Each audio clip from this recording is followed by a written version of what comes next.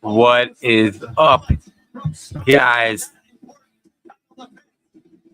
Starting early, right before ROH ends. Looks like it's over. I thought that last segment might be a little longer. What a weird way to end the show, no? Our world champion makes a rare appearance to call out the Rock and Roll Express. What? And all because they were in Charlotte. So funny. So interesting. Very curious to hear what you guys think. We're gonna start the post show. We're gonna start Mark of Honor soon. Danielle is in the house tonight. I'm just waiting for her to get here. But yeah, that was just the show. What a strange way to end it. What a strange way to utilize your world heavyweight champion. No, like, isn't that weird a little bit? I don't know. I think it's weird. Let me know what you guys think. We're gonna find out what Danielle thinks. I guarantee you, Danielle thinks it was silly. Curious how many of you guys are actually not tuning into us right now due to the fact that ROH Club has a new show happening right now. I think it's called AEW Stories, and it looks like they're focusing on Nigel and Bryan Danielson. So I do wonder if this show will be a good one. I wonder if this show will be worth watching live on a weekly basis to the point where, you know, where maybe we've got competition and people don't want to listen to the heel marks talk about ROH when they could listen or watch a documentary exploring awesome. Okay, so this is not actually just Nigel and Danielson. It's a Nigel McGuinness documentary. The road traveled.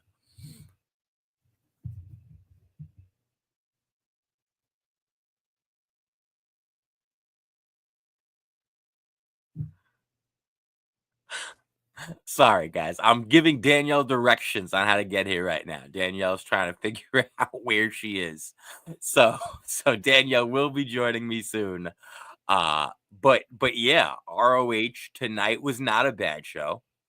Was not a bad show at all. But once again, that finish was weird. That finish was the end of the show was so strange.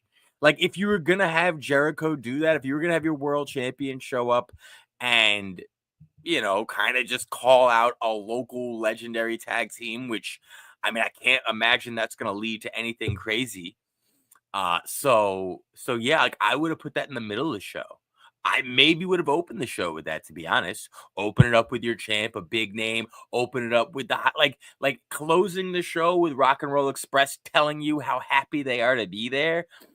That almost seems like something you could have done after the show was over, right? But like, that was literally the end of the show. That was what they built up to for about an hour and a half. So once again, I thought that was it's just strange. And Jericho is almost like a novelty act, despite being the champion. She's here. I'm here. Can you hear me?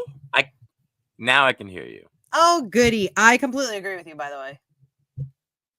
Yeah, so strange. Such a strange one. Like, as soon as you said it shouldn't be at the end of the show, I was like, yeah, 100% should have opened with like a nice pop for the local like old timers. Right. Like, that was just so weird. But you know what? Let's get into our show. Okay.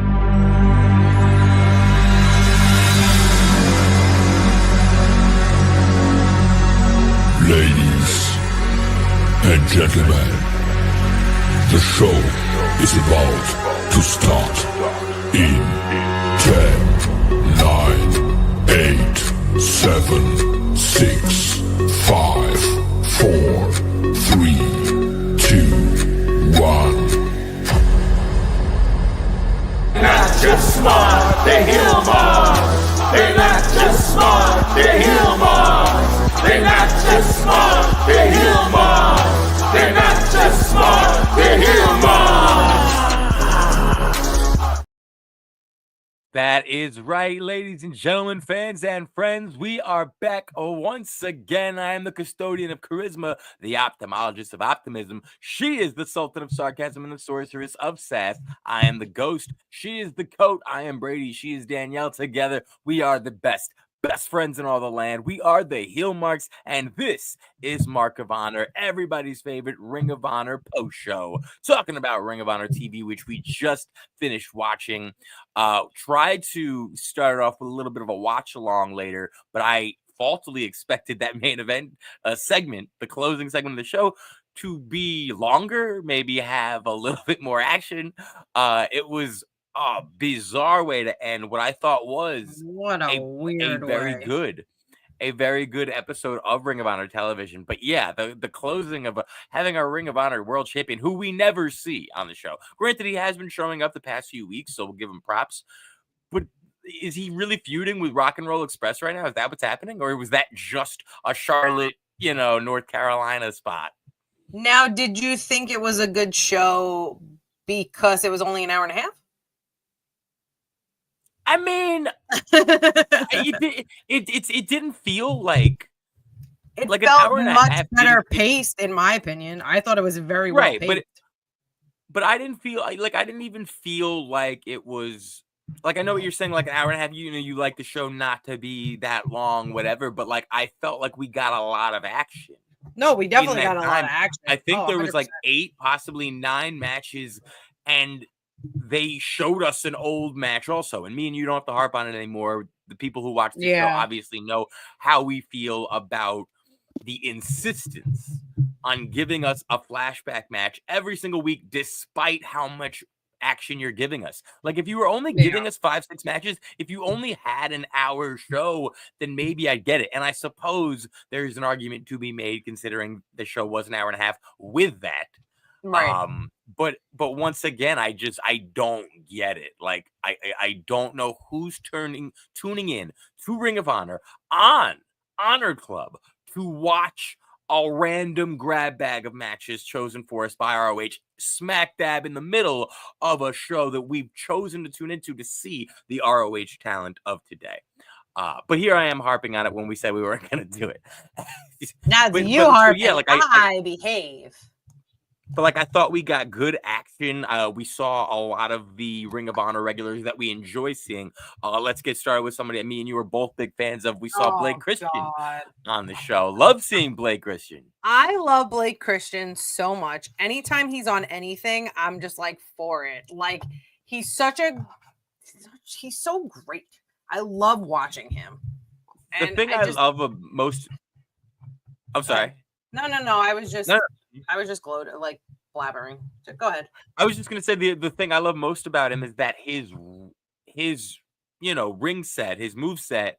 Don't tell Punk I use that word, but his move set is catered to like a babyface wrestler, right? Like, you could get a lot of spots from the crowd, a lot of pops from the crowd based on what he's able to do. However, he's such a good heel. Oh God, he's such a good heel. And he doesn't have to tone down. Like, he doesn't have to tone down his high flying. He doesn't have to tone down how impressive he can be visually for the crowd that would normally get babyface reactions because of how good of a heel he is. Oh God! And Serpentico's great, but let's not pretend Serpentico is super over as a babyface to the point that anyone who faces him would automatically get heel heat. No. So Blake Christian is just, in my opinion, one of the more underrated people currently in pro wrestling. All of pro wrestling. 100%. I do feel that GCW does book him well when they book him, right? But he just knows how to work a crowd. Especially that GCW crowd is so rough that like he feeds off of like their energy of hating him, like that negative energy. He's so good at it, and it's not because they hate him; it's because they love hating him. Well, you know what I mean? So he's just good. He's also very good at that intimate style, where if you're at an indie show or even like kind of an ROH where it's a bit indie-rific, where he could literally turn left and talk to the entire audience. He could scream at the fans and everyone is hearing him. He can communicate. So in shows like GCW and like that indie style show, he's very good at being able to connect in that intimate setting and have the crowd eating out of his hand very quickly and throughout the entire match. So love this from us. The only thing I would say is I'd like to see more from Blake Christian on Ring of Honor. Like he should be, and once again with these things, we never know what their contract situation is with the company, AEW, Right. Ring of We Honor, don't know whatever. if they're just I don't- like spots and here and there. I don't right. know if Blake Christian signed or if they just have a good relationship and use him when they can. I don't know these things. I don't Right. remember ever seeing a Blake Christian is all elite, graphic. So perhaps that's why. But that is kind of where frustration comes into play, because if you're showing me this guy, you're giving him a win, you're allowing me to fall in love once again with this great heel of a character that you have access to, at least to me. I'm taking this as, oh, they've got access. Let me get more, let me get Blake Christian competing for a championship. Let me get, you know what I mean? Let him like there's talk. so much you could do with him. Yeah. Let him Oh talk. God, let please us let have him talk. please let him talk. Like, yeah, it's really phenomenal. Like they don't even it's mind-boggling to me. I'm just like, come on, give us more. Because obviously the crowd feeds off it. Like the crowd is into him. So it's not like I'm starting to realize the problem. I think ROH is spoiled.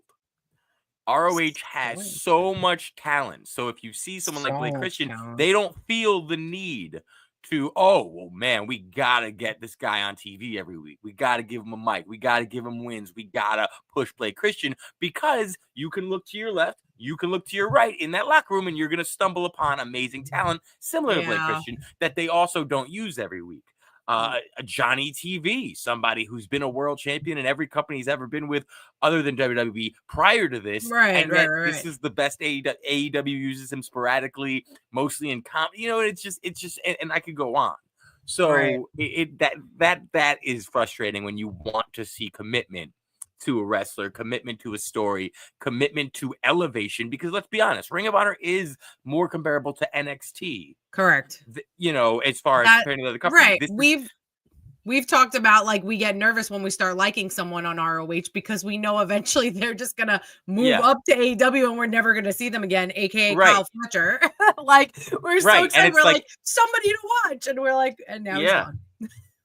And then even somebody like Queen Aminata, who we kind of saw her get pulled over to AEW. Now we see her come back to Ring of Honor. Very good. We obviously love being able to watch her wrestle. And Rachel Ellering is great also. I thought this was a good match. However, a part of me does kind of, just because of the way ROH is conditioning us to look at call-ups and rosters and elevation and promotions, now I have to wonder, wait a minute, is AEW souring on Aminata? Do they, quote-unquote, not have anything for her right now? So that's why they're like, all right, Queen, I don't have anything for you, Collision. You know what? I'll give you ROH.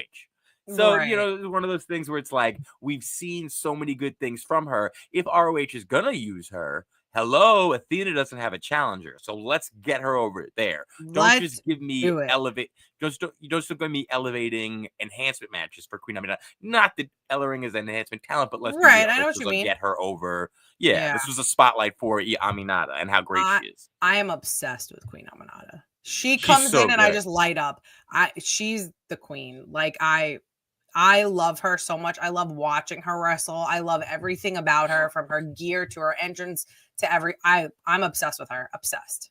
I love her so much. And once again, it's like, if we're getting her, that's fine. But with ROH, there's one way to use Queen, and it is Athena's challenger. Yeah, that's what we were saying. We were like, she needs to get beat her for, like, because we originally thought, I originally thought, that Queen Aminata was going to get the TV, the women's title. And I was like, 100%. I was like, she's getting it. I think you were with Billy Starks the whole time, right? No, I went with Taya Valkyrie at first because I thought TV champion, same initials. But Taya got eliminated very quickly, and then I switched super quick. I love that tournament. Yeah, you switch over, but still, I'm just saying, like, we were like, okay, these are the two, and it's like she's been in a situation where she's a challenger for a title for so long. Like, why isn't she in that now? Like, why are we just having enhancement matches when she doesn't need it? And it's like, listen. On the AEW side, she'd be an ideal candidate for the TBS Women's Championship. Definitely. But once again, that kind of just seems to be mega occupied by Mercedes right now. Who knows when she, it's that title is very much showing us what the CEO means to the company right now. So it's kind of a hands-off situation. I almost feel like that's kind of why AEW doesn't have as much to do with Queen, because what are they going to do? They don't want to put her with Mariah right now. They're kind of like letting Mariah do her thing until Tony remembers who she is. They don't want to put her with Mercedes right now because Mercedes is just CEO getting all the gold right now. Right. So now you're left. How do I elevate Queen? And then here we are with Ring of Honor. Right. Speaking of elevating, though, and people were obsessed with, love to see Trish Adora, love to see commitments. Pop. Loved it. Yeah. And I really liked Harley in this too. Sorry. Oh, I was going to get to her. Excited. I'm such a big fan of Harley Cameron. I know you are. I just, sorry. I'm sorry. No, I was but just also very excited about this match.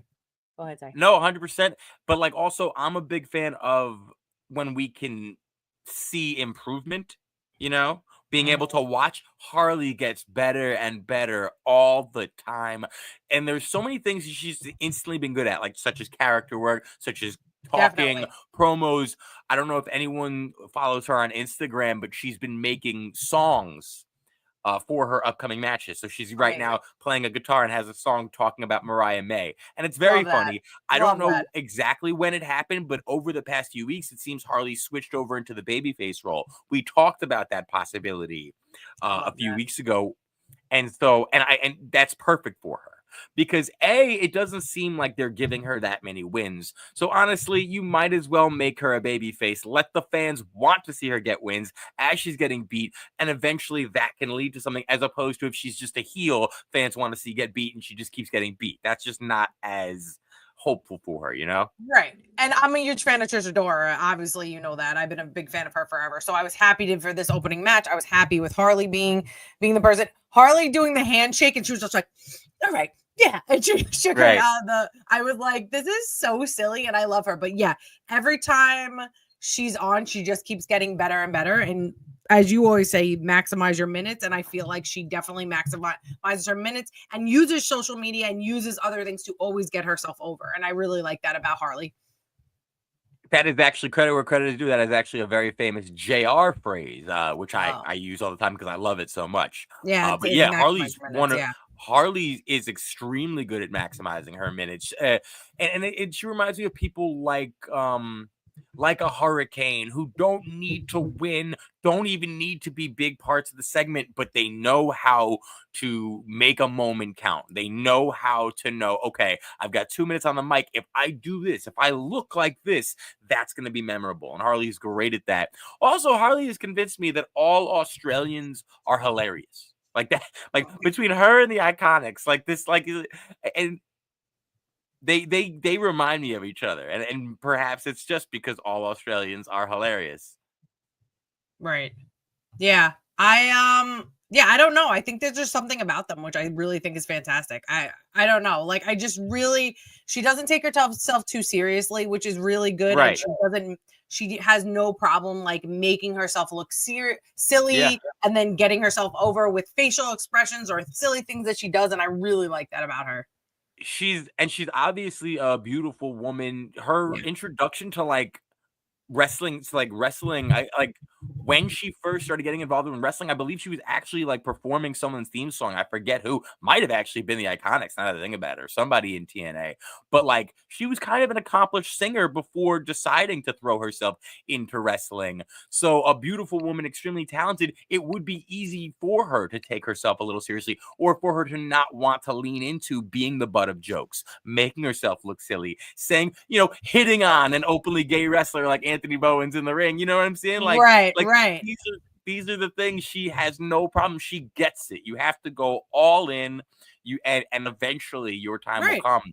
And we're seeing Trish Adora's time come now as well. And that's why I just love this pairing, because Harley is the perfect person to be doing matches like this. And Trish Adora, she's got a winning streak now. She's now one of the people that the commentary saying 3 in a row. So now we get to watch her elevation.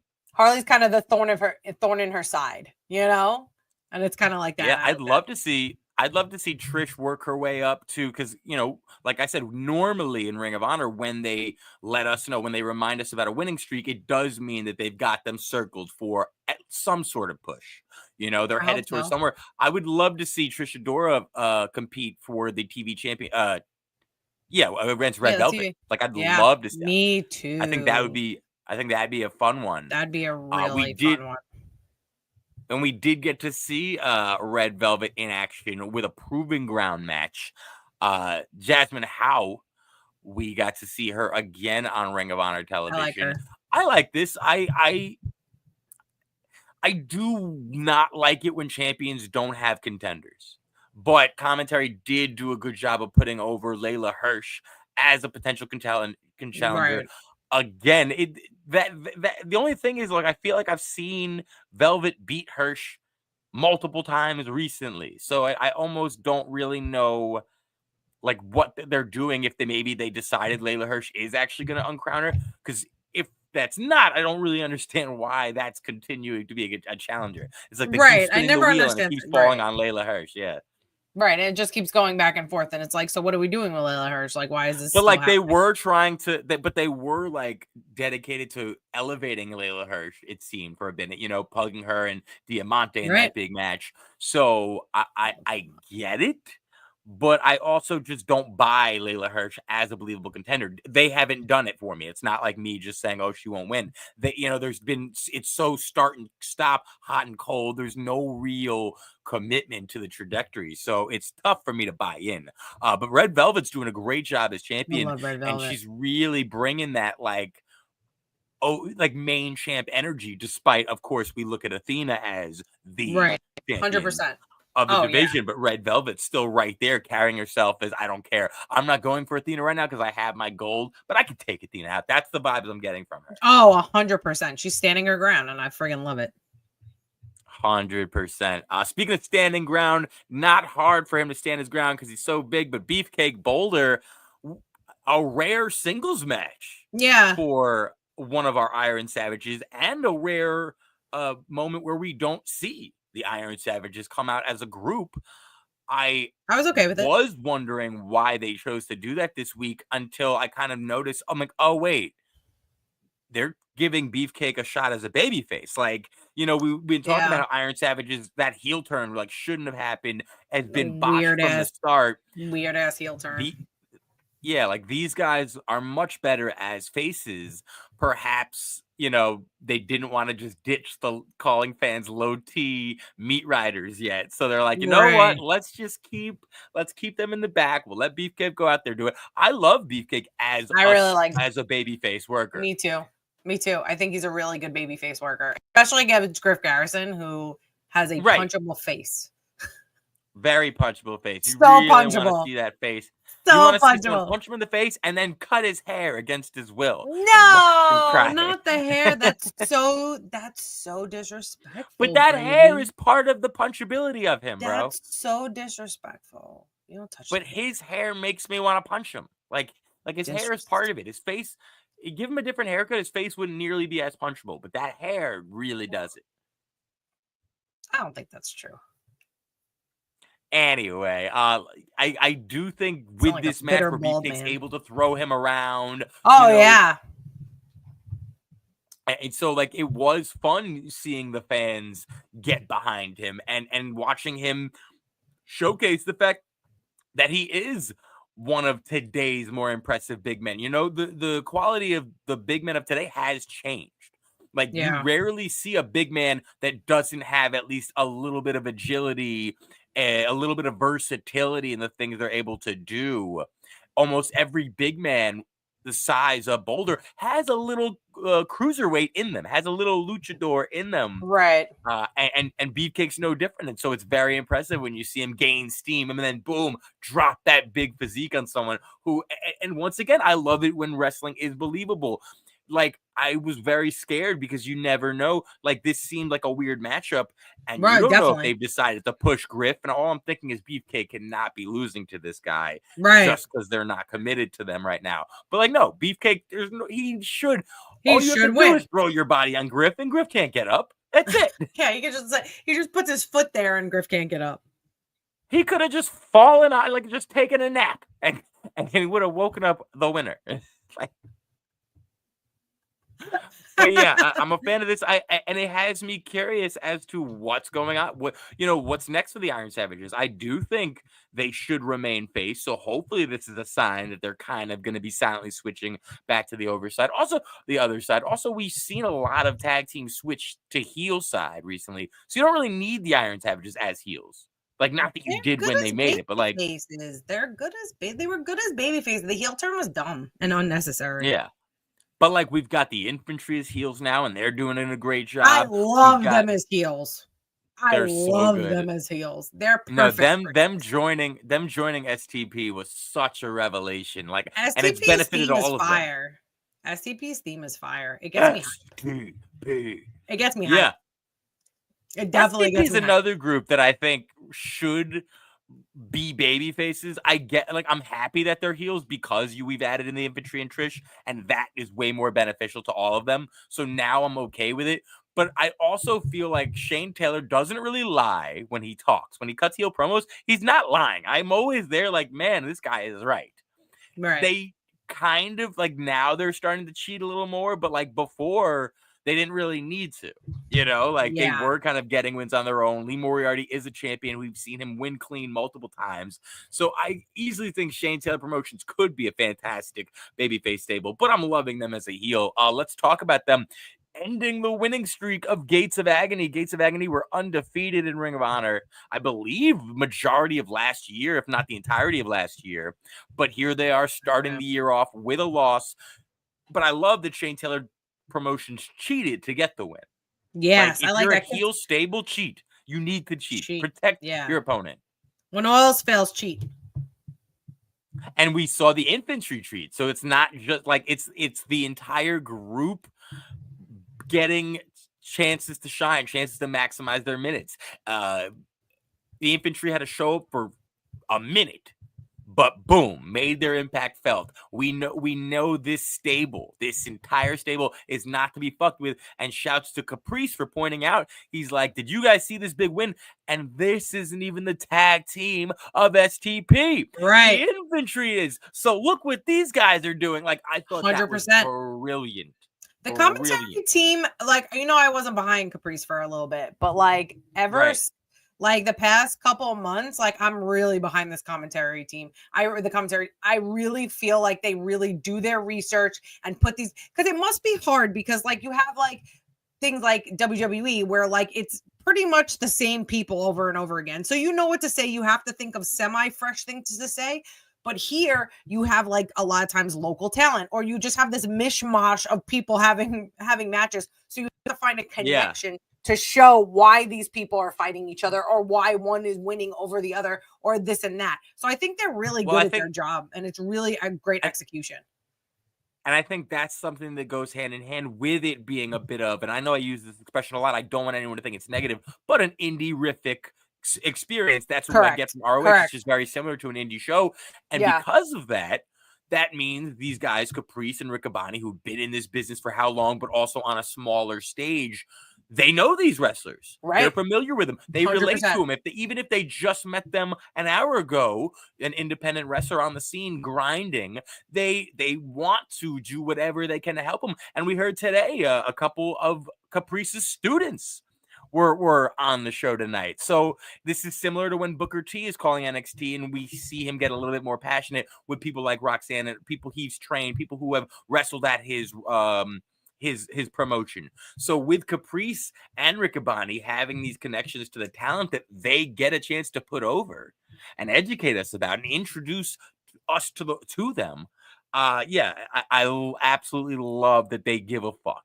And that we can tell, and it really, you can tell it shows. Like and it helps the wrestlers. Like whenever there's an independent wrestler, that shows up on these shows, and by the end of the match, I've already looked them up and followed them on social media. A lot of that has to do, yes, with the work they're doing in the ring, but also the information I'm getting and the excitement that the commentary team is doing or is showcasing when talking about them. So excellent job.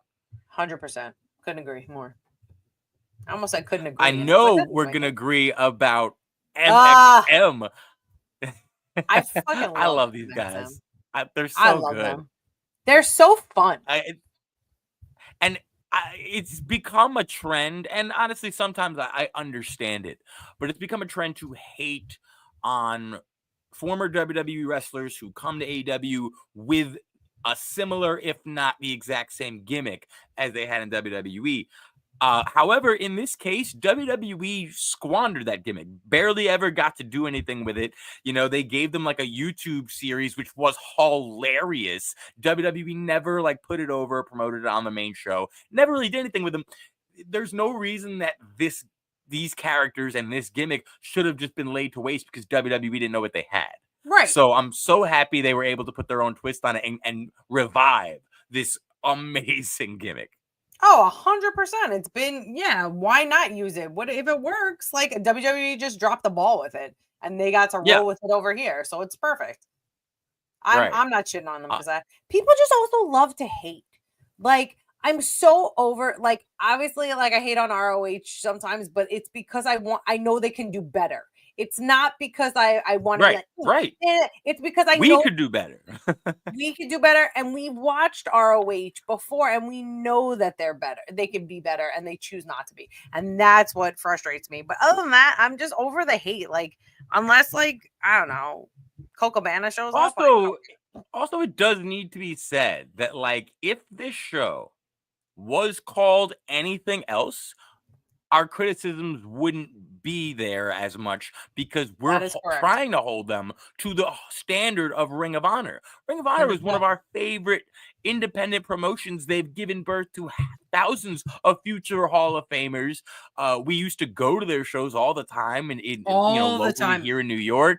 Yep. So Ring of Honor holds a special place in our hearts, and we're not special. A lot of wrestling fans, anyone who spends their Thursday nights watching this show, and especially the ones who are watching this show, you know, you're not doing it because AEW is giving you a new show. You're doing it because it's Ring of Honor, and 100%. You are praying that one day you're going to tune in and Ring of Honor is going to be the Ring of Honor of old, or at least something similar to it. But sadly, you know, this is the lowest of the totem pole when it comes to their shows. And that's almost criminal. You know, like at this point, if they called it AEW Dark, if they brought that back and this was the show, we wouldn't be complaining. We would know what we were getting. But you're calling it Ring of Honor. And I can't say the words Ring of Honor without thinking of all the amazing years we watched Ring of Honor. Of course. You know what I mean? Like, it used to be so good. Right. Not to mention, we pay every month for Honor Club. Every once in a while, we watch old Ring of Honor. We remind ourselves how good it used to be. I mean, so, it's right. And how dare they taunt us with showing old matches and showing how good they were. The nerve. The nerve. The nerve. Speaking of the nerve, that takes us to, and we spoke about it a little bit in the beginning of this show, but let's talk about the way this show ended. What the fuck? Like, what was that? I understand on paper thinking you should save Chris Jericho for the end of the show, but not if that's what he's doing. The whole segment was nonsensical and confusing. I was lost. Yeah. First of all, he came out and I'm like, is he wearing an I Heart Chris Jericho shirt? Like, what is this? By the way, that was brilliant. I love that. 100%, because it makes me comments like that. And then I was like, who's coming out? I was like, oh, and then I'm like, wait. It kind of seems like it makes me miss Nyla Rose, to be honest, because it seems like something Nyla Rose would wear. Like, I love Nyla. Like, she'd wear that shirt. Yeah. She'd be like, Chris, you're wearing the wrong shirt. It should say I love Nyla, not It should say I love shirt. That's what it should say. I love shirt, pants. Yeah, I miss her so much coming out with all that shit. Where is she? So is she hurt? Is she on no, she's actually, they're using her. She actually just released a new t-shirt calling herself Polly Slammerous. Oh my God, I fucking love that. Yeah, no, it's a great shirt. It's like everything she does is really a win. Like, she does not miss. I love her. I love her so much. But yeah, this was very weird. This wasn't a way to end it. Like you said, this is something you open the show with because you get the old timers in and out, like so they can go back to their early bird breakfast. I mean, dinner and Yeah. like back to their retirement home. You know what I mean? Like, but it was such a weird way to end. It's a weird way to end a wrestling show like this. Like, Yeah. it's just weird. Yeah, like it Or wasn't. like It, have it them. wasn't show. It was a Or weird. have- Because here's the thing: even if it doesn't close the show, it was a weird segment. Like it was It's still. a weird You're kind of segment like, because what? they. But then you should have someone come out and attack Chris Jericho to set up for Yeah. something. Right. Or have Chris Jericho and the bounty hunter Brian Keith actually maybe attack them or at least threaten them, and then you could have a baby face. You know, just off the top of my head, you could have the tag team champions Sammy and Dustin come out just to scare them away. That kind of seems in character for Dustin the veteran to protect legends, stand up to Jericho, like, you know, chase away the champion. Then, like, I'd still probably be like, that was a weird segment, but that seems like more of a show closing thing with our champion gets scared away, and now we're left wondering, oh, are we getting a tag team match? Dustin was talking about he wanted more. Is he going to face for the Ring of Honor championship? Which I believe right now. Like, I'd actually dig that matchup, you know? Like, if we have to have Chris Jericho as our champion and they're not, you know, rushing to get the belt off of him, then Dustin Rhodes is a fine contender. So, like, and once again, that was just the first name that came to mind. There's other baby faces that could have had chase away our champion. But instead, just having legit the Rock and Roll Express themselves actually kind of chase away our champion and then grab the mic just to tell the live crowd, it's so good to be here in Charlotte. Good night, everybody. Like, what? Like, I will say, I love the bounty hunter. I don't even want him under Chris great. Jericho. No, I want him. Bounty I want Hunter him. is such a highlight of this act. Yes. Yes. I love him so much. Like Jericho's, you know, doing what he does. Big Bill's fine, but Bounty Hunter is really standing out to me. Like, just the way he, like, it's reminding me, not in their performance in any way, but just the significance he's playing. He's reminding me of Jacob Fatu. I like Jacob Fatu is stealing the shine just with everything he does. It's all because he's so smart in the little things, and he's making every little thing he does count. That's what I'm getting from Bounty Hunter right now. Like, that's what I'm like. Everything he does is stealing it, and he's showcasing, and he's shining like a diamond. Right, like a diamond. I can't help but feel like Chris Jericho is being wasted as Ring of Honor champion. Like I don't see the point. And once again, like, I remember us reading back when he became champion that it was to strengthen their negotiations for an ROH TV deal. However, recently I've been reading that, like, we're no closer to an ROH TV deal than ever before, that it's probably not happening anytime soon. So it's like, once again, it's like, I don't know what's worse. Us having an ROH champion that we never see on the show, or them giving us Chris Jericho, but clearly having no clue what the fuck to do with Chris Jericho. Yeah, like, what's the point of him even come? First of all, they have failed miserably with all of the ROH champions since they've been doing this. Think of all of them. Except Athena. Except Athena. No, I'm talking about the male championship, ROH championship. They're never on the show. They're never there. Like, they come and do 2 matches. They have like a match that. What? We did see Commander last week. He lost I'm talking about the men's ROH championship. I'm talking about Commander is champion. Did you forget? No, Jericho's champion. Oh, you're only talking about one champion. You keep saying male champions. I thought you were talking about both. No. I thought you were about the TV championship also. Okay, I understand. No. I'm talking you're solely talking about the main, right. All the world champions, right? That's what I'm saying. Yeah. So, like, world champion. Normally we never see them. Yeah.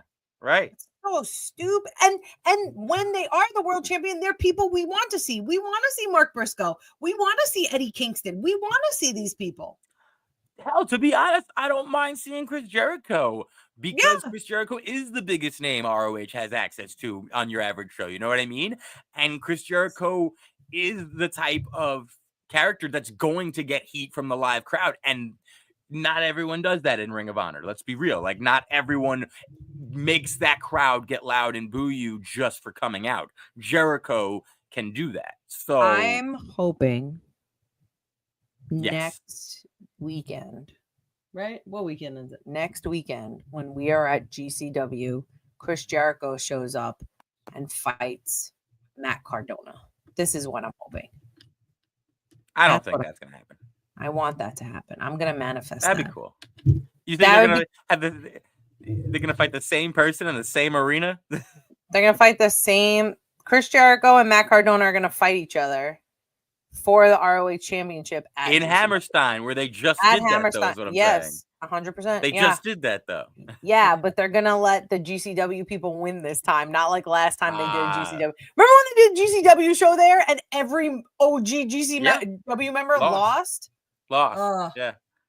By the way, just to get back to this, the Poly Slammer shirt says, so it's like, it shows like a definition, like a dictionary definition of it. It says polyslammerous, noting or relating to polyslammery, the practice or condition of making sure that everyone can get it.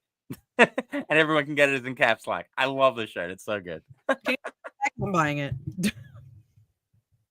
All right, I'm sending it to you right now. I need that shirt. Like, I need it. Like, I'm obsessed with it. It's so good. What a great shirt. But yeah, but like, once again, I really did not like, I thought this was a good show. We got a lot of good matches. We got a lot of good evolution of people like heading in the right direction. Even things like Boulder, getting a nice singles win in the babyface category. That's a good sign for what we can expect from him in the future. Trisha Dora getting a nice winning streak going. Harley Cameron shining like a diamond. Like, these are things we like to see. The end was strange, but you know what? I do enjoy the fact that Chris Jericho is showing up on Ring of Honor television as champion more often than the champion has in the past. So hopefully they just figure out what the fuck to do with him. This was weird. Maybe they were just committed to the Charlotte cheap pop segment and we're like, we got to close the show with our big names. But whatevs. We'll see what happens next week. It was weird. Weird's not always bad, but this was weird. You're weird, guys, and you're not bad. Thanks for tuning in again to Mark of Honor, everybody's favorite Ring of Honor post show. We will see you here next week, same time, same place. Never forget, you guys are the best. We are just trying to be like you, and we are not just smart marks. We're heel marks.